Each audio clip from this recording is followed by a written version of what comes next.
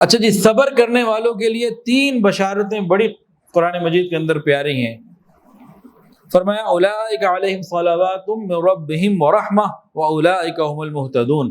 صبر کرنے والوں کو اللہ تعالیٰ نے فرمایا کہ خاص نوازش ہوگی، خاص انعامات ہوں گے، اور وہ رحمت سے نوازے جائیں گے اور وہ ہدایت یافتہ ہوں گے۔ ایک حدیث کے اندر آتا ہے اللہ تعالیٰ کسی شخص کی اولاد کو جب لے لیتا ہے، انتقال اس کا ہو جاتا ہے، ملک الموت اوپر جاتے ہیں، اللہ پوچھتے ہیں تم نے میرے بندے کے جگر کا ٹکڑا لے لیا؟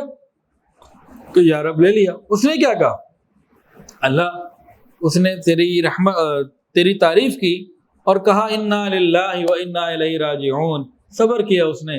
اللہ تعالیٰ فرماتے ہیں اچھا تم گواہ ہو جاؤ، میں نے اس کے لیے جنت میں محل بنایا، بیت الحمد اس کا نام۔ تو انسان تکلیف پہ صبر کرتا ہے تو اتنی بڑی نعمت اللہ تعالیٰ عطا فرما دیتے ہیں۔ اور یہ بات دلوں پر لکھ لیجئے، اللہ تعالیٰ کو صبر کرنے والوں سے محبت ہے۔ ان اللہ مع الصابرین، اللہ تعالیٰ صبر کرنے والوں کے ساتھ ہیں۔ بے شک اللہ تعالیٰ صبر کرنے والوں کے ساتھ ہیں۔ جس کے ساتھ اللہ تعالیٰ کی معیت ہو جائے تو اس کا پلڑا ساری دنیا سے بھاری۔